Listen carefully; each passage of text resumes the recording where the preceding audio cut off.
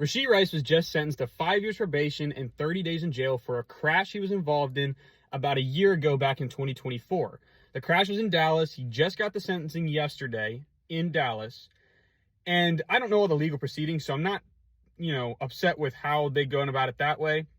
What I'm most upset about is, or at least confused about, is the NFL's approach to it.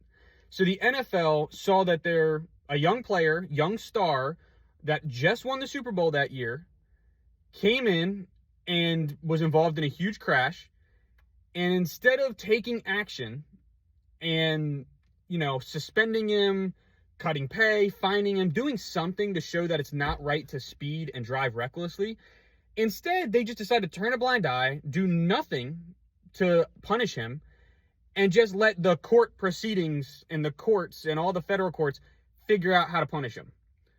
Meanwhile, if you remember, and I'm old enough to remember this back in the day, one of my favorite players coming out of college was Calvin Ridley. Calvin Ridley in 2021 decided to take a mental wellness or well-being break because he wasn't there mentally. He just had a little bit of issues, needed to just kind of step away, reset himself, and come back the next year.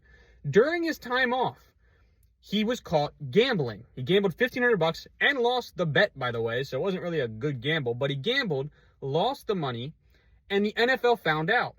Within 2 months of the NFL finding out he gambled, they suspended Calvin Ridley for an entire season. Now, mind you, 2 months after finding out he gambled money and lost the bet, they suspended him for a season.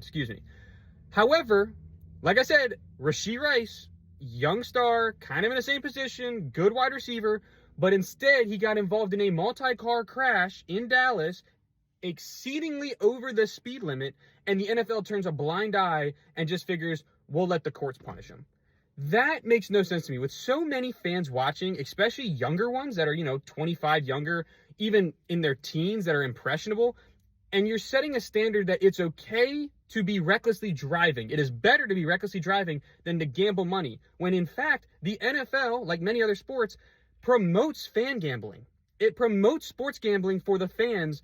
So you're going to sit there and punish your athlete for gambling while he's actually technically on a mental well-being break, but you're not going to punish the athlete or a athlete for driving recklessly. I just don't understand where the NFL has priorities, and I don't understand why they have them in that order. It just doesn't make sense, and it's not a good, really, marketing scheme or even just good idea for the NFL to have that when you have so many young, impressionable fans and such a wide and big fan base.